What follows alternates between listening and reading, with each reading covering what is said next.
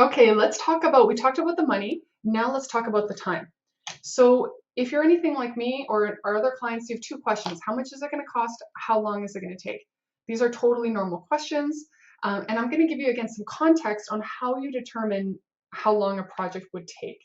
Again, having done hundreds of websites, I know for sure the number one indicator or the number one factor in determining the speed of a project is you, the client. So when we take on a project, or when most freelancers, web people, agencies take on a client, it is because we have the capacity for more work. Like, we wouldn't have taken your project if we didn't have the time to do it. So when you hire us, we come in with the assumption, okay, we're blocking the time for this job. We're going to get started. We have the time, we have the people, we're ready. And we start rolling through the project and we start asking questions to you, or we need you to review something, we need your feedback, or we need a new password that's not working from you or something. And we don't hear back from you for 2 or 3 days or more. The job is going to stall.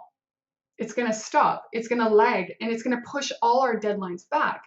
So whenever I have a client who asks me, how long is this going to take? I always say it completely depends on you. How fast are you? How much can I trust that you're going to allow us to keep working? Because it happens sometimes. Like, a client will say, I need this done right away. And we're like, okay, we can work fast, but can you? Like, it happens sometimes where they're like, oh, I have something I have to do with my daughter, or, there was this problem, we had a family emergency, and that's okay. Absolutely, that's okay. Life happens. However, we can only work as fast as you. So, because we're going to be dependent on you. So I always tell people, like, do not look for rush work unless you are available, like online all the time, where we can ask you questions and we can get responses in minutes so we can keep moving, right? So if you want this site done properly on time, you have to commit that you're going to be able to respond to questions. Again, I would say like within hours, not even days, but hours. That keeps the pace moving, right? Number two, how organized you are. As I've said, like, going through this portal, going through this planning process, you are going to be in the upper echelon of clients that people love because you're organized. But what happens a lot is we hit roadblocks where if you're sending us login information, that doesn't work. And we have to go back and forth with you to figure out the login information. Or, you send us the wrong files for something, or your images, they don't download properly because they weren't tested. Or because ultimately, like, what you send us, or let's just say you send us something, but it's password protected and you haven't shared us with a password, and now we can't open that file for 4 days because you're on vacation. Like, that is not helpful. So making sure that you are organized, you've double checked and triple checked that everything we have is the right information, so we can just keep rocking, keep moving through it. Number three, the complexity of your project. Obviously, a simple site is going to be faster than a very complex site. That goes without saying. Nothing more to say about that. Number of revisions. This is probably the number one killer. After your response time, revisions is the next one. That if, like, we have a client and right now we're working with, and she wants her website done very quickly. And she's like, I gave her a quote of 5 weeks. And she's like, can I have it faster than 5 weeks? I'm like, that depends on you. That completely depends on you. I can say yes.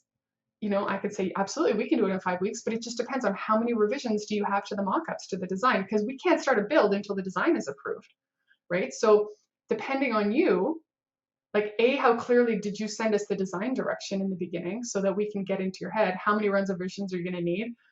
Your team is going to want to weigh in on revisions because she's part of like a bigger team. So how fast we get through design is really going to determine how quickly we can get to building this website, right? So less revisions, faster. More revisions, slower. Straightforward, right? So there's a lot of factors that contribute to the time. So making sure that when you're hiring someone for your project, that whenever possible, do not order rush work, because rush work is really problematic for a website. Because if you want a website that works well, is fast, is responsive, is correct, is built, you don't want to cut corners. And you want to give yourself time to test it and work with it and play with it and get familiar with it and debug it. And you don't want to push it out, because that's just going to create so much frustration that if there's no margin for error, and no window for testing, you're gonna regret it. So whenever possible, I mean, obviously, like, don't let it go forever, but talk to the people you're talking to. What is realistic? You know, we see sometimes people like, I want a 10-page website in 2 weeks. Bad idea. Really bad idea. It's going to look sloppy, and the development work on that is going to be messy. And I wouldn't trust someone who could build a 10-page website in 2 weeks. So think it through. You know, do what you can to get your team some window to get this done properly. Don't rush it, and do not expect good results if you do want to rush it. Like, that's another thing. It's like, if you want, you can have fast or good. You know, you're not going to get both. So anyhow, I will see you in the next video.